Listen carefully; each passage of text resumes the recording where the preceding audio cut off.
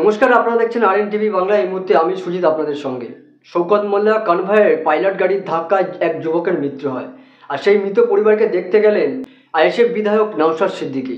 আর সেখানে গিয়ে সাংবাদিকদের মুখোমুখি কি বললেন তিনি, চলুন শুনে নেব। আমি এসে একটা যে ঘটনা শুনলাম, মারাত্মক বেদনাদায়ক ঘটনা। একে তো শওকত মোল্লা সাহেবের পাইলট কারের অ্যাক্সিডেন্টে মোহাম্মদ তাজউদ্দিন মারা গেল, দ্বিতীয়ত তার বড় ভাই এই শোকে তার কয়েকদিনের মধ্যে মারা গিয়েছে। এই পরিবারটা সম্পূর্ণ এখন পানিতে। শওকত সাহেব যে কনভয় নিয়ে ঘুরছিলেন সেটা আপনার রেজিস্ট্রেশন সব ফেল, মানে কাঁটা এতে দেওয়ার দরকার। যদি আমরা বিরোধীরা বা সাধারণ মানুষ যদি ওই গাড়িটা নিয়ে চলতে এতক্ষণ ধরে জেলের মধ্যে ভরে দিত। কোনো উচ্চবাচ্য নাই। শওকত সাহেবের একটা ন্যূনতম সৌজন্যটুকু নাই, একবার ফোন করা, আসা তো দূরের কথা, মা আমি দুঃখিত, এতটুকু পর্যন্ত ফোন করেনি। ওরা আবার জ্ঞান দিয়ে বেড়ায়। আমি আশা করবো শওকত সাহেব আসবেন, মায়ের কাছে ক্ষমা চাইবে যে এতদিন আসেনি কেন। আর সরকারকে বলবো ঘুমিয়ে থাকলে হবে না, অনেক ঘুমিয়েছেন, ঘুম ভাঙান। এই পরিবারটাকে এসে দেখুন। আমি জানতাম দুটো মেয়ে দুটো ছেলে, না দুটো ছেলে একটি মেয়ে আছে, বাড়িতে মা আছে, বাড়িতে স্ত্রী আছে, বাড়িতে একটা বড় বোন আছে, তার অপারেশন আছে। এই অবস্থায় পুরো বাড়িটা আজকে পানিতে অর্থাৎ ধ্বংস হতে চলেছে। সরকারের কাছে অনুরোধ করব, আপনার ব্যর্থতার জন্য আপনার ফিটনেস ফেল গাড়ি চালাচ্ছিল, যেটা কাটায় যাওয়ার কথা সেই গাড়ি চলছিল, রং রুটে এসে ছেলেটিকে তাজউদ্দিন কাজে যাচ্ছিল, তাকে খুন করলো। সরকারের উচিত ক্ষতিপূরণ দেওয়া, পরিবারকে একটা সরকারি চাকরির ব্যবস্থা করা। সরকার যদি মনে করে এই সংখ্যালঘুদেরকে শুধু ক্যাপটিভ ভোট ব্যাংক হিসাবে রাখবো, এর জবাব কিন্তু আগামী দিনে আমরা দেবো, ছেড়ে কথা বলবো না।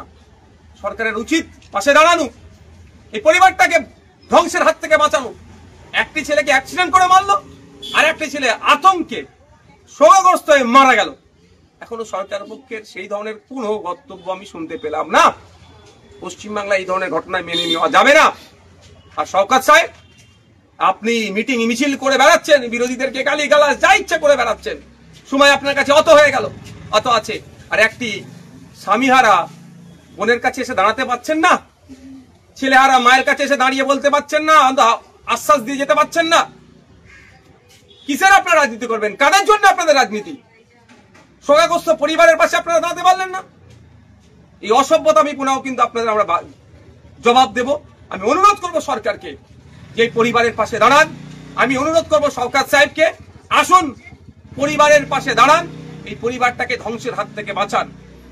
বলছি এই যে ফিটনেস ফেল গাড়ি, গাড়ির ইন্স্যুরেন্স ফেল, সেই গাড়ি পুলিশের কনভয়, মানে পুলিশ গাড়ি সেই গাড়ি চালাচ্ছে।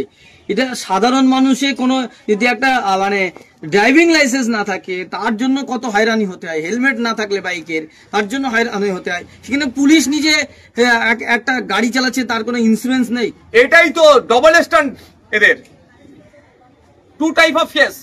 সিভিলিয়ান যদি একটা গাড়ি নিয়ে বার হয়, এমার্জেন্সি ঔষধের দরকার, যদি হেলমেট পরে সবসময় চলতে হবে, আমি হেলমেট পরে চলার পক্ষে, তাকে ধরে ফাইন মারবে। ইন্স্যুরেন্স ফেল থাকলে তাকে ধরে ফাইন থাকবে। পলিউশন দুদিন ফেল হয়েছে তাকে ধরে ফাইন মেরে দেয়। আর সরকার পক্ষ যখন এই ধরনের অনৈতিক কাজগুলো করে, তাকে কে দেখবে? আমরা সেটাকে নজর রাখছি। এবার ফিটনেস ফেল গাড়ি চালালেন, একটা ছেলেকে খুন করলেন, এখনো কিছু আপনাদের বক্তব্য নেই। সিসিটিভি ফুটেজ কোথায়? সেনাবাহিনীর গাড়ি কি করেছে সেখানে সিসিটিভি ফুটেজ পাবলিক করে দিলেন, ওখানে সিম্প্যাথি নেওয়ার ব্যাপার আছে। আর একটা পশ্চিমবাংলায় একটা নাগরিক সংখ্যালঘু পরিবারের একটা ছেলেকে খুন করা হলো, সিসিটিভি ফুটেজ এখনো পাবলিক করা হচ্ছে না। দুদিন টাইম নিয়েছিল পরিবারের সাথে একটা যাতে সুরাহা হয়, দুদিন পার করে 4 দিন হয়ে গেল। আমরাও দেখছি, এলাকার মানুষজনও দেখছে। যার রাজনৈতিক পর্যায়ে রাজনীতি থাকবে, যাকে যার ভালো লাগবে পার্টি করবে, যাকে যার ভালো লাগবে ভোট দেবে, কিন্তু পাড়ার মহল্লার এই পরিবারটাকে ধ্বংস হতে এরা দেবে না। এরা ঐক্যবদ্ধ হচ্ছে, ন্যায় চাই, ইনসাফ চাই, ইনসাফের লড়াই আমরা লড়বো।